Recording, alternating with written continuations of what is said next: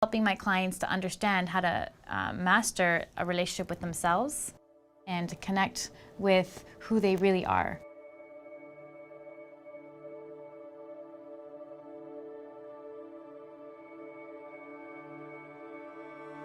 We begin the process of connecting with their mind and their body, and then their soul.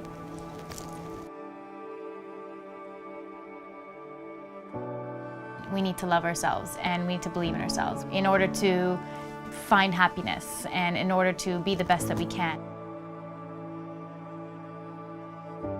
The fitness industry is actually implementing this approach. The thing is that we know we need to love ourselves, we know we need to believe in ourselves, but how? How do you actually love yourself? How do you believe in yourself? How do you actually feel these feelings genuinely and not just understand it from a logical place?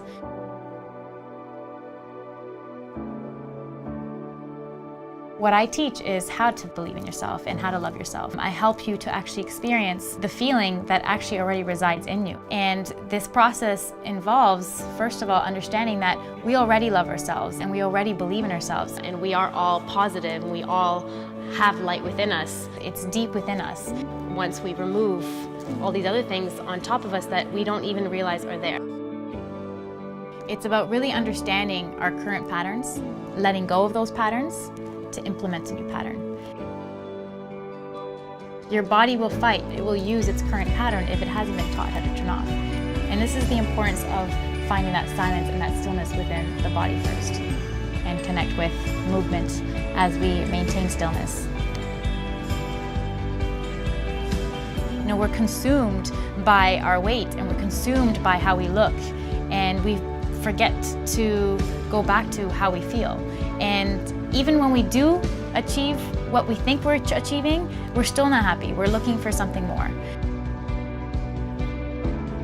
The focus will always be on the foundation. You know, whether it's to be stronger or to be in less pain or to have more balance in their life, is about understanding how to feel their body, to move with intention and to move with purpose. That they're understanding the vehicle.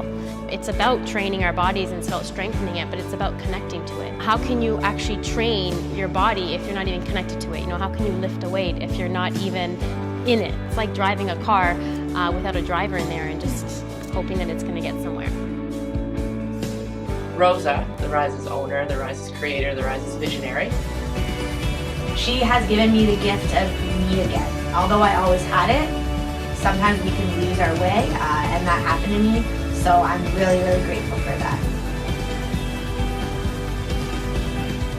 The environment that we create here at Rise is that we believe that, you know, you don't need to have loud music. We have soft music. It doesn't need to be bright. We have dim lighting. And it doesn't have to be no pain, no gain. It's intuitive. You're practicing a state of being. You're practicing a relationship with yourself. So you're practicing the ability to just witness yourself being in that moment. Rise's approach is different in that it's not about a number. It's about how you feel and allowing that feeling to guide you to achieving things that you need to achieve. The outcome almost is irrelevant because it's the journey. Rise has always been about me taking the most out of my life and making the best out of every situation I've put in. Opportunities are presenting themselves. Things seem to be sort of happening. I can't see myself going forward without Rise as part of my daily life ritual. You know, I might feel a release, or I might feel this part of my body stretching, and I feel some part of my body sort of melting away, and I'm like, all right, whatever, I'm not going to question it. If someone came to Rise, they could expect that it is an experience that they've never had before in their life. Being open-minded and just accepting it for what it is and not thinking too much. They can expect life-changing things. Rise is a place where you can become the best version of yourself.